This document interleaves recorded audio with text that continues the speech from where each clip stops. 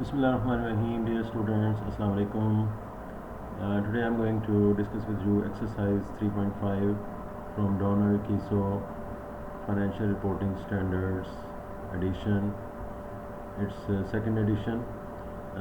This is very nice book on financial accounting, Donald Kiso Financial Accounting, and the most important feature of this textbook is that it is written according to international financial reporting standards.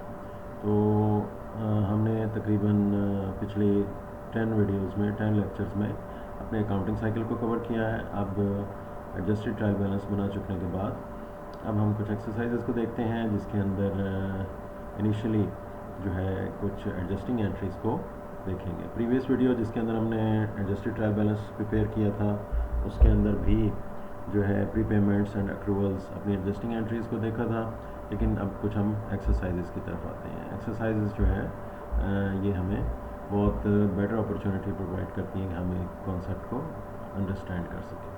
Dan Luther company has the following balances in selected accounts on December 31। याद रहे कि एक मुकम्मल trial balance लेने की बजाय इन्होंने आपके साथ शेयर किया है सिर्फ़ और सिर्फ वो अकाउंट्स जो कि रेलिवेंट हैं इन एडजस्टिंग एंट्रीज़ के हवाले से। दूसरे अकाउंट्स इसमें डिस्कस नहीं किए। तो ये इस किस्म की एक्सरसाइजेज जो होती हैं वो ज़रा प्योरली लफ्ज़ जिसको एक्सरसाइज बोलते हैं यानी प्रैक्टिस के लिए ही होती हैं, यानी ओरिजिनल सिनेरियो पूरा ट्रायल बैलेंस इसमें नज़र आपको नहीं आ रहा। तो अकाउंट्स रिसीवेबल, एक्यूमुलेटेड एप्रिसिएशन वगैरह ज़ीरो पे नज़र आ रही हैं। इक्विपमेंट की कॉस्ट है 7000। इंटरेस्ट पेएबल अकाउंट एग्जिस्ट नहीं करता किसी बैलेंस के साथ, लिहाजा ज़ीरो है। नोट्स पेएबल है, प्रीपेड इंश्योरेंस है, सप्लाईज़ हैं और अनअर्न्ड सर्विस रेवेन्यू। तो इन अकाउंट्स के दे देने से इस तरफ इशारा है कि आपको मिसाल के तौर पे इक्विपमेंट नज़र आ रहा है तो डेप्रिसिएशन की एंट्री होगी, इंटरेस्ट पेएबल है तो अप्रूवल होगा, नोट्स पेएबल है, नोट्स पेएबल और इंटरेस्ट पेएबल का लिंक है, प्रीपेड इंश्योरेंस है तो प्री पेमेंट्स की एडजस्टिंग एंट्री होगी, सैलरीज एंड वेजेस पेएबल नज़र आ रहा है तो अक्रूवल है, सप्लाईज़ है तो प्री पेमेंट्स है। इस तरह से अब हम one by one adjusting entries को पहले अंडरस्टैंड करते हैं, लर्न करते हैं और उसके बाद फिर हम इसके सोल्यूशन की तरफ जाएंगे। Number 1, Dan Luther company borrowed $8000 by signing 10% 1 year note on October 1st 2014। याद रहे जब भी कभी आप एडजस्टिंग एंट्रीज का सिनेरियो का केस की सिचुएशन की प्रॉब्लम डिस्कस करने जा रहे हों, सॉल्व करने जा रहे हों, प्रैक्टिकल लाइफ में हों या व्हाट्सएवर टेक्स्ट बुक में से कर रहे हों, तो सबसे पहली जो चीज़ आपने देखनी है वो ये है कि इस सिचुएशन का टाइम फ्रेम क्या है। तो टाइम फ्रेम इसका जो है नज़र आ रहा है कि ये सिलेक्टेड अकाउंट्स ऑन December 31, 2014। अच्छा, तो अब 31 दिसंबर को ये आपके सामने अकाउंट्स नज़र आ रहे हैं। अब इसमें ऑल्दो ये क्लैरिटी नहीं है कि कंपनी जो है मंथली एडजस्टमेंट्स करती है या एनुअली करती है। एनी हाउ ये क्लैरिटी ना भी हो तो हम अकॉर्डिंग टू द सिचुएशन उसका डिसीजन कर लेंगे। तो नोट साइन कर लिया 10% ऑन October 1st 2014। तो अक्टूबर से लेके अब तक कितने मंथ्स हो गए, अक्टूबर, नवंबर, दिसंबर, तो 3 मंथ्स जो है उसका इंटरेस्ट जो है वो अक्रू हो गया, ड्यू हो गया, पेएबल हो गया। तो ये अक्रूवल की एंट्री है, मैंने जितनी भी अक्रूवल्स हैं उनको एनसर्कल कर दिया है, उनके सामने ए लिख दिया है कि दीज आर अक्रूवल्स। तो interest expense debit, interest payable credit, इसकी कैलकुलेशन कैसे होगी। 8000 multiply by 10%, this is annual interest multiplied by 3 months का इंटरेस्ट अक्रू करना है तो 3/12 करने से हमारी एडजस्टिंग एंट्री की अमाउंट बन गई है। ठीक है जी। अब इसमें आप ज़रा गौर से देखिएगा, इसमें हमें सिचुएशन जो है वो ख़ुद बता रही है कि 1 अक्टूबर को नोट जो है वो साइन हुआ है। तो इट मीन्स के ये इन्फॉर्मेशन हमें बताया जाना इस चीज़ की तरफ इशारा करता है कि ये इस क्वार्टर का पूरा इंटरेस्ट पेएबल है। ठीक है जी। सॉल्यूशन जो है वो हम इसको साथ के साथ देखते जाते हैं। ठीक है जी। तो interest expense debit, interest payable credit, जैसे कि मैंने आपको बताया 8000 मल्टीप्लाई बाई 10%, ये एनुअल हो गया। और इस वक्त हमने एक क्वार्टर का इंटरेस्ट अक्रू करना है, तो 3/12 जो है वो आपके सामने आ गया। तो 800 मल्टीप्लाई बाई 3/12, $200 जो है वो इंटरेस्ट एक्सपेंस हो गया। सेकेंड एंट्री की तरफ आते हैं। ये बड़ी फेमस एंट्री है सप्लाईज़ की, और मोस्टली जितनी भी एडजस्टिंग एंट्रीज सर्विसेज बिजनेस की जो है एडजस्टेड ट्रायल बैलेंस बनाने को आता है, whether it is Donald Kieso textbook और it is very famous Larson financial accounting principles, और इट इज़ मीक्स व्हाटसएवर। तो सप्लाईज़ की एंट्री जो है वो हर जगह मौजूद होती है। Account of supplies on hand on December 31, 2014 indicates that supplies of $780 are on hand. $780 की सप्लाईज बच गई हैं। 780 के बचने का मतलब ये है कि एज यू नो जब हम नॉर्मली ये जो अप्रोच यूज़ कर रहे हैं एडजस्टिंग एंट्रीज, इसमें supplies expense debit, supplies credit करते हैं, और इसमें जितना सप्लाईज यूज़ अप हो चुकी होती हैं उतनी की अमाउंट से हम इसकी एडजस्टिंग एंट्री कर देते हैं। और इसमें रूल कौन सा है? प्रीपेमेंट्स का रूल है कि as soon as asset is used up it is converted into an expense. तो जितनी यूज़ हुई हैं उतनी हम जो है वो एक्सपेंस में कन्वर्ट कर देंगे। तो ट्रायल बैलेंस के अंदर मौजूद 2450 सप्लाईज जो है वो हमारा एसेट है, उसमें से 780 जो है हमारे पास बाकी बच गई हैं। तो जो आंसर होगा वो हमारी सप्लाईज यूज़ अप हो गई होंगी। तो ये हम इसको देख लेते हैं। 2450 माइनस 780, 1670 जो है वो हमारा सप्लाईज एक्सपेंस है। और supplies expense debit, supplies credit, normally ये हमेशा यही एंट्री होती है। ठीक है जी। तो इसके अलावा जो मैंने अभी लफ्ज़ बोला कि नॉर्मली हमेशा यही एंट्री होती है, इसको मैं एंड पे एक्सप्लेन करूँगा, क्योंकि दो अप्रोचेज़ होती हैं एडजस्टिंग एंट्रीज़ को रिकॉर्ड करने की। नॉर्मली ये वाली अप्रोच जो इस वक्त इस टेक्स्ट बुक में भी चल रही है, इस एक्सरसाइज में चल रही है, यही ज़्यादा यूज़ होती है। दूसरी अप्रोच भी मौजूद है जो कि इसी टेक्स्ट बुक में अपेंडिक्स में जो है वो डिस्कस की गई है, तो उसको फ़िलहाल मैं बीच में नहीं लेके आया। थर्ड एंट्री वेरी सिंपल होती है जी। Depreciation on equipment for 2014 is $1000। Normally आपको बनी बनाई अमाउंट दे दी जाती है, लेकिन अगर नहीं भी दी जा रही तो अगर ये जो है वो 2014 जो है इस वक्त मैंने आपसे कहा था कि हमने टाइम फ्रेम देख लेना है, तो टाइम फ्रेम जो है उसमें देखने के अलावा एडजस्टिंग एंट्री में हमें हिंट ये मिला है कि इस वक्त ये जो अकाउंट्स में एडजस्टमेंट हो रही है ये एनुअल हो रही है, यानी इस depreciation for the equipment for 2014 इन्होंने बता दिया कि 1000 उसकी अमाउंट है। तो पूरे 2014 के लिए, पूरे ईयर के लिए है, तो लिहाजा ये इन्होंने आपको बता दिया। तो इससे हमें ये भी पता चल गया depreciation expense debit, accumulated depreciation credit. अगर ये बनी बनाई अमाउंट नहीं भी देंगे तो हमारे पास फार्मूला होता है। अगर स्ट्रेट लाइन मेथड है तो assets cost minus residual value divided by estimated useful life year से हम डिवाइड कर देते हैं, हम कैलकुलेट कर सकते हैं। तो Dan Luther company paid $2100 for 12 month of insurance coverage on June 1, 2014। तो 1 जून को जो है इंश्योरेंस करवाई है, प्रीपेड इंश्योरेंस पे की है, प्रीपेमेंट्स का ये की एडजस्टिंग एंट्री है। तो 12 मंथ यानी कि एक पूरे साल की ये इंश्योरेंस कवरेज है। जितना टाइम गुजर जाएगा उतनी इंश्योरेंस की कवरेज जो है वो हमारी एक्सपायर हो जाएगी। So as soon as asset is used up it is converted into expense. तो इस एसेट का यूजेज क्या है कि टाइम जो है वो पास हो गया है, टाइम गुजर गया है। कितना टाइम पास हो गया है? आप जून 1 से कैलकुलेट करें तो ये 7 मंथ्स बनते हैं, December 31 तक। तो आपको नज़र आ रहा है 2100 मल्टीप्लाइड बाई 7/12, ये हम इसकी जो है वो इंश्योरेंस की एंट्री कर देंगे। तो इसके इन दोनों को अभी हम देख लेते हैं, ये जो हमने दोनों एंट्रीज की हैं। सो depreciation expense debit, accumulated depreciation credit, ये आपके सामने नज़र आ रहा है। एक्यूमुलेटेड के अंदर याद रहे कि आप हमेशा जो है वो इक्विपमेंट को, उस एसेट को ज़रूर मेंशन करें कि जिस एसेट का ये एक्यूमुलेटेड डेप्रिसिएशन ये कैलकुलेट हो रही है। प्रैक्टिकली आप जब सॉफ्टवेयर्स में देखेंगे तो ये आपको मेंशन करना बहुत ज़रूरी हो जाएगा कि ये किस एसेट की, किस कैटेगरी ऑफ एसेट्स की जो है ये डेप्रिसिएशन हो रही है। अगर इसको नहीं करेंगे तो वो सही तरह से कैलकुलेशंस नहीं हो पा रही। नेक्स्ट जो कि मैंने अभी आपके साथ डिस्कस किया, insurance expense debit, prepaid insurance credit. Debit and credit rules के हवाले से भी देख लें। Expenses are always debit, increases in expenses are recorded on debit side और decreases in asset is recorded on credit side. हमारी prepaid insurance में एक एसेट है, decrease in asset is recorded on credit side. तो 2100 multiplied by 7/12, 7 months जो है वो गुजर गए।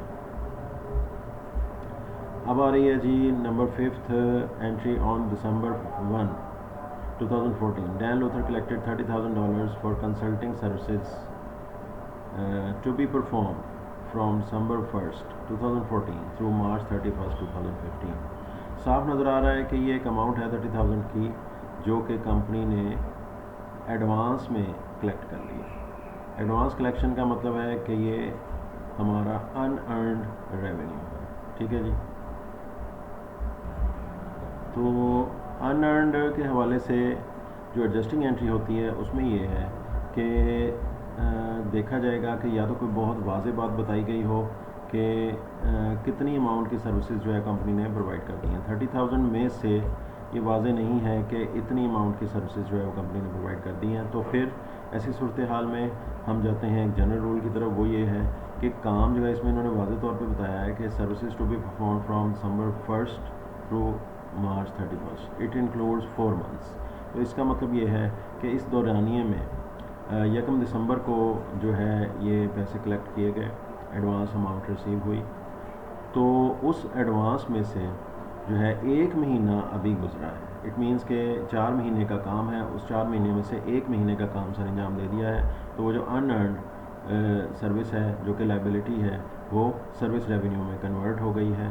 तो हमारे पास चूँकि ऐसी सूरत हाल में कोई और एविडेंस मौजूद नहीं है कि उन्होंने कितना काम किया, तो फिर ये हम 1/4 यानी मंथ वाइज उसको डिस्ट्रीब्यूट कर देंगे। इसको देख लेते हैं एक मरतबा। तो 30,000 एडवांस रिसीव किया है, अनअर्नड सर्विस रेवेन्यू जो है इसको हमने डेबिट कर दिया है, decreases in liability is debited, और ये कन्वर्ट हो गई है सर्विस रेवेन्यू में जितना हमने काम सर अंजाम दे दिया है। तो इस वजह से 30,000 मल्टीप्लाई बाई 1/4 $7,500 की ये जो है हमारी सर्विस रेवेन्यू कन्वर्ट हो गया है। तो इसकी डिटेल्स आप अगर अंडरस्टैंड करना चाहते हैं तो प्रीवियस वीडियो आप देख लीजिएगा जिसके अंदर मैंने एडजस्टेड ट्रायल बैलेंस जो है वो आपके साथ डिस्कस किया है। ये एडजस्टिंग एंट्रीज़ मैंने पूरी वीडियोस इसको मुख्तस की हैं। अक्रूवल्स के लिए अलग एक पूरी वीडियो है, प्री पेमेंट्स के लिए अलग वीडियो है, उसके अंदर आप इसकी डिटेल्स देख सकते हैं कि ये अनअर्नड सर्विस रेवेन्यू क्या चीज़ होती है और ये किस तरीके से सर्विस रेवेन्यू में कन्वर्ट होती है। फिलहाल मैंने आपके साथ ये ब्रीफली डिस्कस कर दिया है। Let's move on to the entry number 6. Dan Luther performed consulting services for a client in December 2014. दिसंबर के महीने में जो कि इस वक्त क्लोजिंग का महीना है, इसके अंदर ही कुछ सर्विसेज प्रोवाइड की गई हैं किसी क्लाइंट को, और the client will be build $3,900, bill उसको भेजा जाएगा। ये साफ तौर पे ये बता रहा है कि ना तो उनसे अभी तक कोई कैश रिसीव हुआ है क्लाइंट से, ऑब्वियसली जब तक बिल ही नहीं भेजा तो फिर कैश कैसे रिसीव होगा। और बिज़नेस की जितनी भी सेटिंग्स हैं, जो सिस्टम है, इसके अंदर याद रखें कि पहले बिल रिसीव होता है टेक्निकली स्पीकिंग, और उसके बाद फिर जो है वो पेमेंट आती है, पेमेंट दी जाती है, भेजी जाती है। तो इसका मतलब है कि अभी तक कैश भी रिसीव नहीं हुआ इस काम के एवज़, और उनको बिल भी नहीं भेजा गया। तो अगर ऐसी सूरत हाल हो और ऐसे में क्लोजिंग का टाइम आ जाए तो ऑब्वियसली अगर आपने अभी तक उनको बिल नहीं भेजा तो इसकी एक सिंपल सी एंट्री है जो कि अक्रूवल की एंट्री बनती है, तो अकाउंट रिसीवेबल डेबिट और सर्विस रेवेन्यू क्रेडिट हो जाता है। नॉर्मली ये एंट्री जो है ये एक नॉर्मल एंट्री भी होती है। रूटीन में अगर यही जो है हम ये चीज़ 15 दिसंबर को अगर हमने उनका काम मुकम्मल कर दिया होता तब भी हम ये एंट्री करते हैं, लेकिन ये एडजस्टिंग एंट्री की हैसियत इस वजह से इख्तियार कर रही है क्योंकि इस आज क्लोजिंग का दिन है, और क्लोजिंग के दिन पे जो है हम इसको किसी को जो सर्विसेज प्रोवाइड की हैं हम इसको ऐसे ही छोड़ के नहीं जा सकते। क्यों? क्योंकि ये मैचिंग प्रिंसिपल है। मैचिंग प्रिंसिपल को मैं डिटेल के साथ डिस्कस कर रहा हूँ आपके साथ, प्रीवियस वीडियोज़ में देख लीजिएगा। मैचिंग प्रिंसिपल यही है कि अगर आपने दिसंबर के महीने में ख़ास टाइम पीरियड है, लेकिन चूँकि हम ये पूरे ईयर की बात कर रहे हैं तो ईयर 2014 की एक आइटम है जिसमें रेवेन्यू है $3,900 का, और इसको अर्न करने के लिए हमने एक्सपेंसेस 2014 में ही किए हैं और उन एक्सपेंसेस को हमने रिकॉर्ड कर लिया है। तो उन एक्सपेंसेस और इस 3,900 रेवेन्यू को मैच होना चाहिए। मैच होने से मुराद ये है कि इसको भी $3,900 की रेवेन्यू को जो है वो 2014 के अंदर ही रिकॉर्ड करना है, इस वजह से इसको यहाँ पे रिकॉर्ड करके जाना ज़रूरी है। तो अकाउंट्स रिसीवेबल डेबिट और सर्विस रेवेन्यू क्रेडिट 3900 से आप देख सकते हैं increases in assets is recorded on debit side और revenues are always credited, increases in revenues are recorded on credit side.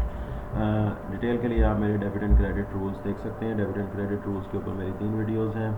Debit and credit rules number 1, 2 है और उन दोनों को जो है समराइज़ करके शॉर्ट करके एक वीडियो है जो कि debit and credit rules in 7 minute में जो है वो आपको सिखाए गए हैं। Last but not the least 7th adjusting entry, ये जो है ये भी अक्रूवल की है। अक्रूवल की एंट्रीज होती हैं कि जब एक क्लोजिंग डेट आ गई है और अभी तक आपने अगर तो एक्सपेंस है तो आपने पेमेंट नहीं की, अगर रेवेन्यू है तो आपने कैश रिसीव नहीं किया। तो ये वेजेस की एक एंट्री है, बहुत फेमस है, ये हमेशा इसी तरह ही होती है, वेजेस एक्सपेंस डेबिट और वेजेस के पेएबल क्रेडिट। तो इसमें ये बताया गया जी कि एम्प्लॉयज़ की टोटल सैलरीज वीकली सैलरीज $9,000 है। और होता यूँ है, ये बहुत फेमस इसकी एडजस्टिंग एंट्री है, उसकी रीज़न हमेशा यही होती है कि सिचुएशन कुछ ऐसी बनती है कि on Monday December 29 employees were paid for the week ending December 26। 26 दिसंबर को फ्राइडे था और 27 और 28 सैटरडे संडे और फिर मंडे आ गया 29 को। 29 से पिछला जितना भी हिसाब था वो क्लियर कर दिया गया। अब 29, 30 और 31 all employees work for the last 3 days, इन 3 दिनों की बात हो रही है। तो इसका मतलब है कि दिसंबर के आखिरी 3 दिन एम्प्लॉयज़ ने काम किया और उनको उसकी पेमेंट दी जानी चाहिए और अभी तक पेमेंट नहीं दी जा रही। और उसकी वजह क्या है? क्योंकि पेमेंट जो है वो वीकली दी जाती है। ये रूटीन होता है बहुत सारी ऑर्गेनाइजेशंस का कि वेजेस जो हैं वो वीकली पे की जाती हैं, यानी कि फ्राइडे को। तो अभी ना तो किसी एम्प्लॉय ने अपनी वेजेस मांगी हैं, ना ही कंपनी पे करने जा रही है, ना ही ये कंपनी का रूटीन है। लेकिन चूँकि हम इस वक्त ईयर एंड पे जा रहे हैं, तो ईयर एंड का मतलब ये है कि जो भी कुछ पेएबल है वो हमें उसको रिकॉर्ड कर लेना चाहिए। और उसको क्यों रिकॉर्ड कर लेना चाहिए? उसकी वजह वही है जो कि मैंने एंट्री नंबर 6 में बताई थी, वो जो मैचिंग प्रिंसिपल है। क्यों? इसलिए कि ये जो एम्प्लॉयज़ हैं इनकी जो वेजेस बनती हैं ये 2014 में ही रिकॉर्ड होनी चाहिए, ये 2015 में नहीं जानी चाहिए। उसकी रीज़न ये है कि इन एम्प्लॉयज़ ने जिन रेवेन्यूज़ को अर्न करने के लिए मेहनत की है, वेजेस की है, एक्सपेंसेस ऑर्गेनाइजेशन ने रिकॉर्ड किए हैं वो 2014 में किए हैं और उन रेवेन्यूज़ को जो अर्न किया गया है वो भी 2014 में किया गया है। तो उनको मैच करना ज़रूरी है, उन दोनों का आपस में लिंक होना ज़रूरी है। तो फिर इस वजह से 3 दिन की ये जो वेजेस हैं ये रिकॉर्ड करना ज़रूरी हैं। तो 9,000 वीकली वेजेस हैं, तो 9,000 मल्टीप्लाइड बाई 3/5 और इसकी wages expense debit and wages payable credit जो है इसकी फेमस एडजस्टिंग एंट्री है। इसमें सैलरीज़ को भी ऐड कर लिया जाता है, इससे ये कम्प्रीहेंसिव अकाउंट होता है। Salaries and wages expense debit और salaries and wages payable credit. Expenses are always debited, या आप कह सकते हैं increase in expenses are recorded on debit side और there is increase in liability, increases in liabilities are recorded on credit side. 9,000 total हमारी amount है weekly wages की, तो उसका 3/5 3 days divide by 5 days, 5 days की जो वेजेस होती हैं वो 9,000 है और 3 डेज़ की आपके सामने आ गया। सो दैट्स ऑल फॉर नाउ। और जो मैं आपसे जो कह रहा था कि जो उसका टाइम फ्रेम है सबसे पहले उसका डिसाइड कर लें। तो ये देखें इन्होंने आपको एनुअल एडजस्टिंग एंट्रीज जो है वो आपको बता दिया है। तो यहाँ से भी एनुअल का पता चल गया और सिनेरियो के अंदर मौजूद एक एडजस्टिंग एंट्री ने भी आपको बता दिया कि ये एनुअल है। तो इस तरह से ये सबसे पहले एडजस्टिंग एंट्री स्टार्ट करने से पहले इसके सिनेरियो को देखें। That's all for now for this exercise. तो इंशाल्लाह नेक्स्ट कुछ वीडियोस के अंदर मैं आपके साथ Donald Kieso financial accounting IFRS edition की जो है वो एंट्रीज डिस्कस करूँ जी। इंशाल्लाह नेक्स्ट वीडियोस में मैं आपके साथ इसकी मज़ीद एडवांस एक्सरसाइजेज और प्रॉब्लम्स डिस्कस करूँगा। और इसमें जो है इट्स वेरी सिंपल। फिर हम सर्विसेज बिज़नेस की जो है एडजस्टेड ट्रायल बैलेंस से होते हुए जो है वो मर्चेंडाइजिंग बिज़नेस की तरफ आएंगे और इस तरीके से ये अकाउंटिंग साइकिल को कंप्लीट करेंगे। So that's all for now. So till the next video, अल्लाह हाफिज़।